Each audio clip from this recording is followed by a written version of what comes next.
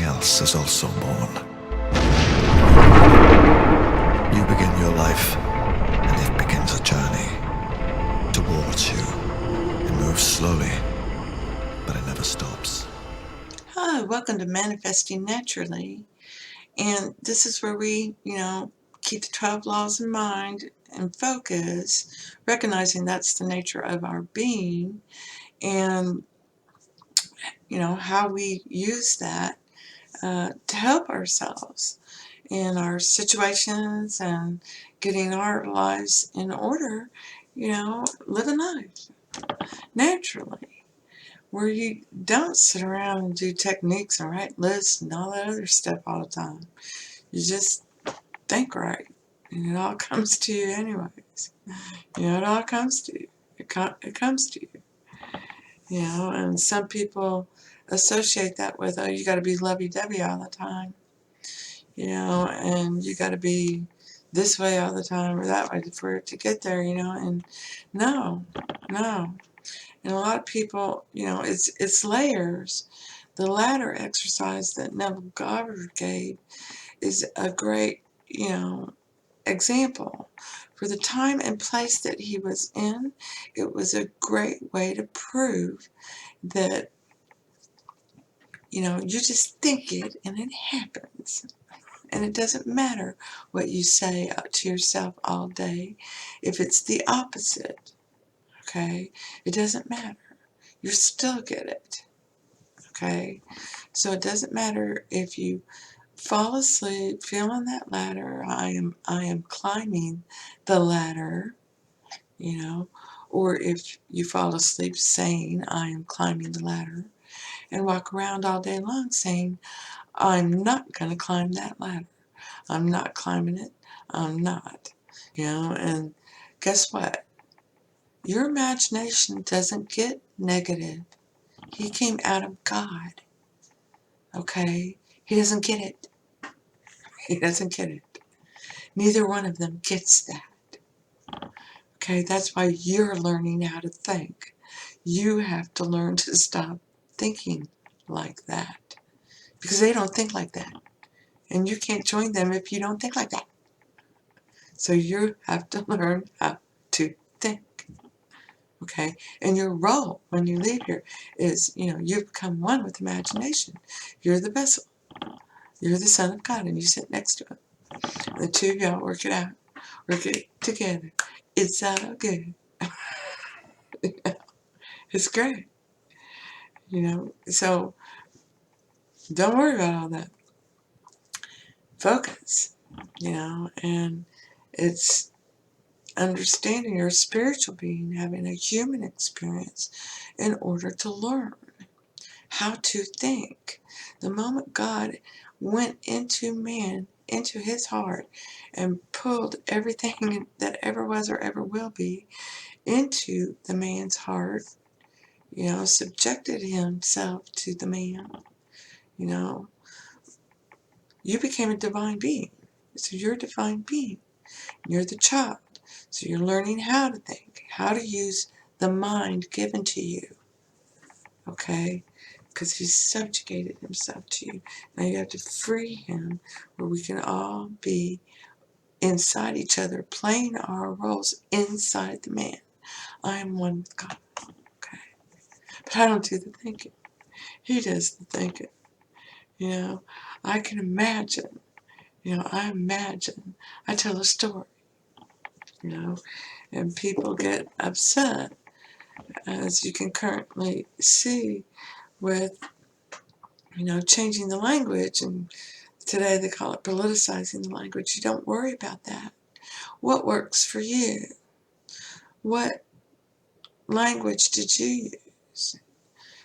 And that's all that matters, because that's naturally how you talk to yourself. Okay? And you're to take what is you, natural you, beautiful you, accept you, accept yourself. You gotta respect yourself. RESPECT. Come on now, and respect yourself. Be self-assured. You're self-sufficient. You don't need anybody's help. You can do it yourself, thank you very much. And you can imagine. You can tell stories. I know how they've been doing it. I know what's going on here. I know what's going on. Okay? I've got the knowledge. Okay? Now you use the knowledge. All right? Use the knowledge. Apply the knowledge. And the knowledge is, you make the stories and get out of the way and they present them to you. And then you decide whether you like the story or not. If you fall into the story, well, guess what? Now you're lost. Lost in the story. Get out. You don't do that anymore. You stand back. There's two sides to everything. On one side, you can say science took the fear out, and it did, by naming it different things, a sciencey thing, But if you have a 360 view of it, then it's still the same story, okay? Just told in a science way. And scientists are coming to this conclusion as well. They're starting to understand that science has been confirming the Bible. You didn't have tectonic plates and you didn't have all that stuff until God went into man. Then we started rocking and rolling. It's telling the story of life. So it's understanding you've been blessed. You have a life.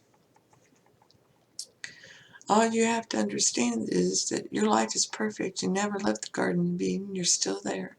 You can have anything you want. God knows what you want. He knows your heart's desires. Okay? He does. Because they're wrapped around his heart. And that's the things you believe. Okay? You believe you either deserve the best, just like everybody else deserves the best, or not. Okay? Now, it's not a matter of deserving the best, it's getting it. Okay? I get the best all the time. Anything I absolutely love and think is the best, I get it. And understand this is on all planes of existence. So if you're growing, prospering on all planes of existence, that's all parts of your life. And understand that your language and the way you talk to yourself is the way you evoke your imagination and your feelings and your emotions, and you are creating. Okay? You're creating when you're doing that. And that you can give unto Caesar what is Caesar's. Play the game. Be in there, Dad's being a prick. Dad, why do you have to be such a prick? You can see she's doing her best. You play your game. You play your role in the game, okay? It's, do it. Go ahead. But then, you know these laws. And you step back when you get alone. And now you give unto God what is God's. I forgive him for showing me that. That really ain't my chain. And I forgive him for that. And I forgive her for showing me that she's some kind of victim. They got God in them too. No, I forgive them for showing me that. Thank you, Father, for changing how I see this. They're free. I'm free. This is forgiven and forgotten. And then they show you again, and the response is now, come on, Dad, don't be such a grump. It's all good. And go help Mom. Tell Mom, how many times do you have to be told this? I know you know. You just want me to do it. Yeah, it's always better when you do it. My kids used to do that to me. Mom, will you get me some ice cream? And I'm like, you can scoop it. He goes, yeah, but it's so much better when you do it. Aw. Okay. Okay, scoop it. My husband's being like, you fall for that shit. I was like, no, that's good. I don't care. They're complimenting me on what I love to do. Make them happy. It's all good. You know? And you come to learn, certain things need to be changed. For example, saying please. That's begging. And you're taught this from a very young age, say the magic word. Please. No, the magic words are thank you. Okay. Give it to me and then I'll say the magic words. No. Okay. Thank you. Oh, you're so cute. Here. That's what you're doing. Thank you instead of please. Thank you. Here you go. Please. I don't think we should give it to him. Me either. Until he stops thinking about it like that. Yeah. Thank you. Okay. They want to give it to you. They do. They really, really do. But you're the one who stops yourself with fear and doubt. And that's not, I'm not climbing the ladder. That's, well, I wonder if this is taking me to that ladder. I wonder if I can, even climb a ladder. I don't know. I don't think that will happen. I don't think I'm going to see a ladder. You just negated it. Well, I don't think I'm going to see a ladder today. Man, probably not going to ever see it. How long does this take? You negated it. You don't negate it with, I am not climbing the ladder. You're enforcing it because they don't get not. Okay? So just think of it this way. I am climbing the ladder. You're just repeating it all day long. They don't get the not. Especially, and then you get into it. I am not climbing that ladder. I'm not climbing that ladder. Nope, nope, nope. And you're meaning it. Climbing the ladder. Climbing the ladder. You're attacking it from both sides. Okay? So, that's not negative. Alright? Negative is maligning and judging. And you don't want to judge the thing that's giving you your desires. And that's God. Consciousness. What you're conscious of. Because you've learned these laws. But the way you came to them was to judge everything. And this is what the Bible tells us. Unless you judge everything, unless you hate everyone, including yourself, you're not going to come to these laws. You're not going to come to Jesus. You're not going to come learn and be a disciple. Okay? But if you do, well, now you're learning. And you can see it, you see all these beautiful souls. They're everywhere. And they're, just gorgeous. But you gotta hang on tight because you're living in a time when most of humanity is plain Saul on one side or the other. Some are saying, I'm climbing that ladder, and the other side's saying, I'm not climbing that ladder. And they're both climbing the ladder. And one side says, how is it you're climbing the ladder when you said I'm not climbing the ladder? And how is it you're climbing the ladder when I said you're not going to climb that ladder? We're not climbing that ladder. So the idea is, yeah, we are climbing that ladder. Whether you say I'm not or not. Henry Ford hit the key. Whether you think you can or whether you think you can't, you're right.